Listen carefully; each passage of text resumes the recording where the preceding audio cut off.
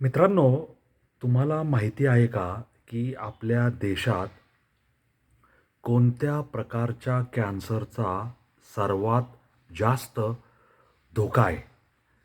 मित्रांनो, आपल्या देशामध्ये जे कॅन्सरचे रुग्ण आढळून येतात, त्याच्यामध्ये सन 2015मध्ये 63,700 रुग्णांमध्ये फुफ्फुसाचा कॅन्सर म्हणजे ज्याला लंग कॅन्सर म्हणतात, तो आढळून आला होता.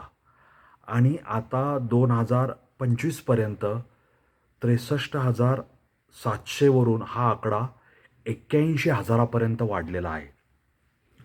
आणि लंग कॅन्सरचं वैशिष्ट्य असं आहे, की हा कॅन्सर ॲडव्हान्स स्टेजमध्ये असल्यानंतरच दिसून येतो.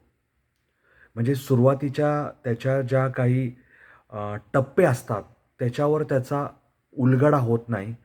तर पुढच्या टप्प्यावर गेल्यानंतरच लंग कॅन्सर झाला आहे, असं आढळून येतं.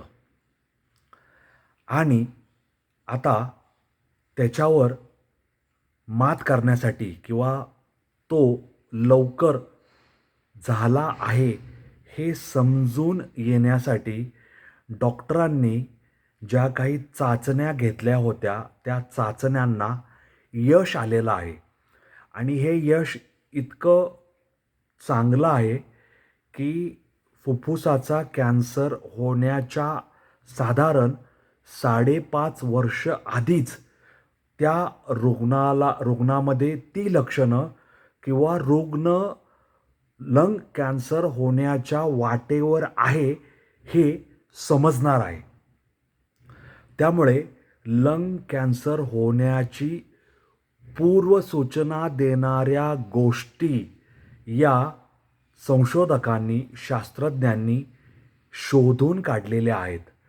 आणि आपल्या रक्तातील 14 प्रोटीन ब्लड सिग्नेचर म्हणजे रक्तातील प्रोटीनशी संबंधित 14 अशा विशेष गोष्टी शोधून काढलेल्या आहेत, की ज्याच्यामधून हा रुग्ण फुफ्फुसाचा कॅन्सर होण्याच्या दिशेने वाटचाल करतो आहे किंवा कसे याचे निदान होऊ शकेल.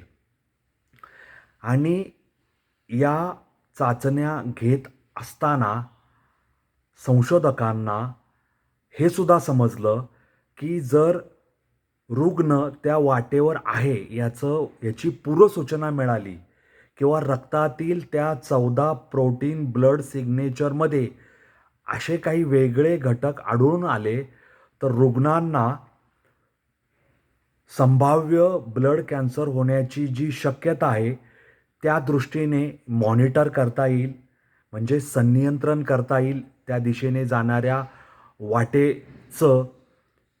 त्याच्यानंतर ब्लड कॅन्सर होण्याच्या शक्यतेचा तपास करता येईल, स्क्रीनिंग करता येईल.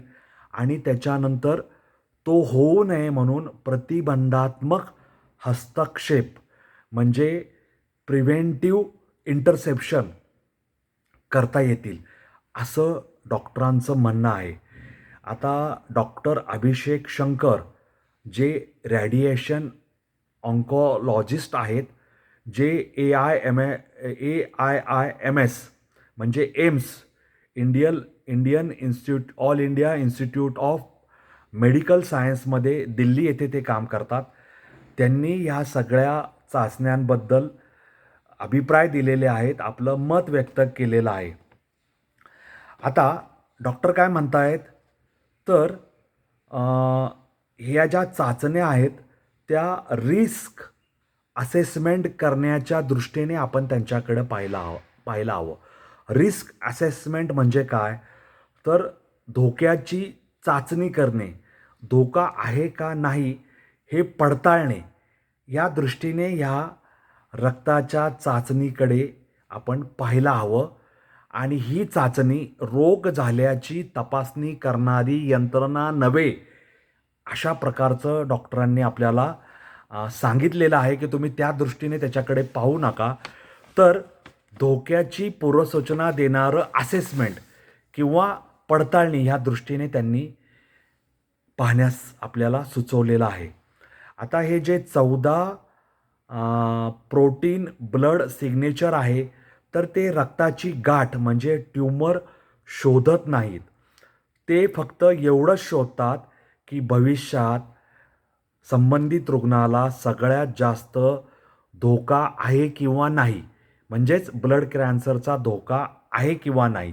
आणि असा धोका 5.5 वर्ष आधी जर त्यांना आढळला, तर मग ते त्या रुग्णाचे जे काही रक्ताचे नमुने आहेत, ते पडताळणीसाठी प्रयोगशाळेत पाठवतात. आणि का पाठवतात? तर त्यांना ती शक्यता आढळून येते, की ह्यांना लंग कॅन्सर होण्याचा, फुफ्फुसाचा कॅन्सर होण्याचा शक्यता दिसून येते. आणि अशी शक्यता दिसून आल्यानंतर ते त्या रुग्णांना त्या ब्लड कॅन्सरचा धोका टाळण्यासाठी आवश्यक असं मार्गदर्शन करतात, प्रतिबंधात्मक उपाय करतात आणि त्यांच्यावर जे जे काही उपचार करायचे आहेत, म्हणजे गोळ्या असतील, प्रिस्क्रिप्शन असेल, औषधं असतील, ते सगळं त्यांना पुरवायला सुरुवात केली जाते.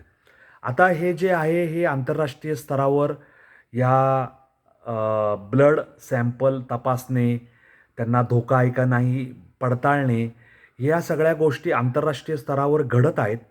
आणि ह्या ब्लड सॅम्पलच्या हे जे किट आहे, हे किट किंवा हे जे त्यांची संपूर्ण मॉडेल प्रारूप तयार केलेलं आहे, त्याला 8 आंतरराष्ट्रीय समूहांनी मान्यता दिली आहे, ज्यांनी 2000 लंग कॅन्सरच्या केसेस हाताळलेल्या आहेत. आता जेव्हा संशोधकांनी हे सगळं पडताळलं, तेव्हा संशोधकांनी 48,000 लोकांच्या रक्ताच्या नमुन्यांची तपासणी केली होती. आणि त्याबरोबर त्या रुग्णांचं वय किती आहे, ते रुग्ण धूम्रपान करतात का, कधीपासून करतात, दिवसातून किती वेळा धूम्रपान करतात, कुठल्या प्रकारचं धूम्रपान करतात, या सगळ्यांची माहिती त्यांनी गोळा केली. तसेच अशा 48,000 लोकांना हृदयाचे गंभीर आजार होते का, हृदयाशी संबंधित काही आजार होते का, याचीसुद्धा त्यांनी तपासणी केली. म्हणजे रक्त तपासलं आणि त्यांचं आरोग्य तपासलं. आणि त्यांनी याद्वारे भविष्यात ते लंग कॅन्सर होण्याला ससेप्टिबल आहे का, किंवा त्यांचं शरीर प्रोन आहे का लंग कॅन्सर होण्याच्या दृष्टीने, याचं प्रेडिक्शन केलं, याचं अनुमान त्यांनी नोंदवलं. आणि त्याच्यात त्यांना चांगले असे निकाल दिसून आलेले आहेत. त्यामुळे हे जे संशोधन आहे, ते काही हजार लोकांवर, 2, 4, 5,000 लोकांवर केलेलं आणि त्याच्यातून अभ्यासपूर्ण निष्कर्ष अनुमान नोंदवलेलं नसून 48,000 लोकांच्या रक्ताची तपासणी करून आरोग्याची माहिती संकलित करून त्याचा प्रयत्नपूर्वक अभ्यास करून हे सगळे निष्कर्ष, अनुमान नोंदवण्यात आलेले आहेत. आणि हे अनुमान भारतीय लोकांमध्ये सुयोग्य किंवा हे अनुमानाची अनुमान जे केलेत, त्या रक्त नमुन्यांच्या तपासणीचं प्रारूप भारतीय लोकांना सुयोग्य किंवा सुटेबल ठरतं आहे किंवा नाही, हे भविष्यात पाहिलं जाणार आहे. आता हे जे रक्ताची चाचणी करून शास्त्रज्ञांना, संशोधकांना हे जे सापडलं किंवा हे प्रारूप त्यांनी विकसित केलं, तर त्याच्यामध्ये त्यांना हे सुद्धा दिसून आलेलं आहे, की रक्ताचं जे प्रोटीनचे 14 प्रोटीन घटक जे सापडले त्यांच्या रक्तामध्ये, तर ते विशेषतः धूम्रपान करणाऱ्या लोकांमध्येच ते शक्यता तपासून देतात, की ज्यांना लंग कॅन्सर होणार आहे किंवा नाही. म्हणजे जे धूम्रपान करतात त्यांनाच लंग कॅन्सर होणार आहे असं नाही, तर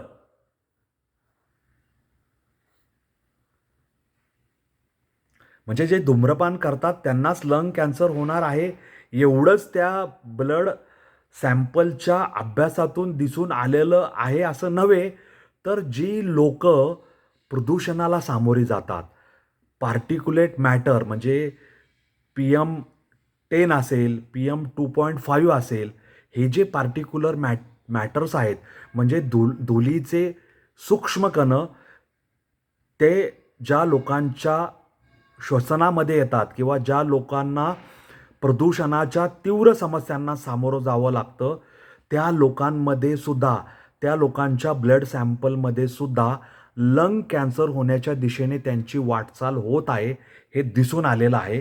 आणि हे अत्यंत धक्कादायक आहे, कारण भारतामध्ये प्रदूषणाचं प्रमाण खूप मोठ्या प्रमाणावर वाढत चाललेलं आहे. आणि भारतामध्ये प्रदूषण म्हणजे ते केवळ धूम्रपानाद्वारे ॲक्टिव्ह स्मोकिंग आणि पॅसिव्ह स्मोकिंगचंच नव्हे, तर दुचाकी वाहनं, चारचाकी वाहनं, कचरा जाळणं, त्याच्यानंतर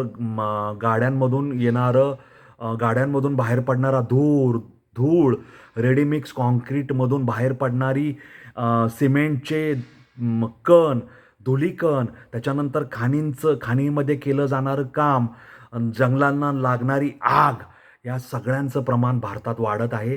त्यामुळे भारत हा इथून पुढे लंग कॅन्सर होणाऱ्या जास्तीत जास्त लोकांचा देश आहे का नाही, किंवा असेल किंवा नसेल, हे आपण ह्याचंसुद्धा आपण अनुमान नोंदवू शकतो, किंवा तसे निष्कर्ष संशोधकांना दिसून येऊ शकतात. कारण भारतात तसं एअर पोल्युशन ह्याचं प्रमाण प्रचंड प्रमाणावर वाढत आहे. त्यामुळे हा महत्त्वाचं संशोधन होतं हे, ते तुम्हाला सगळ्यांना माहीत व्हावं म्हणून मी तातडीने हा व्हिडिओ करून तुम्हा सगळ्यांना माहीत व्हावं म्हणून याच्यावर भाष्य केलेलं आहे, याची माहिती तुमच्यापुढे सादर केलेली आहे. ती तुम्हाला कशी वाटली हे मला कॉमेंट बॉक्समध्ये लिहून जरूर सांगा.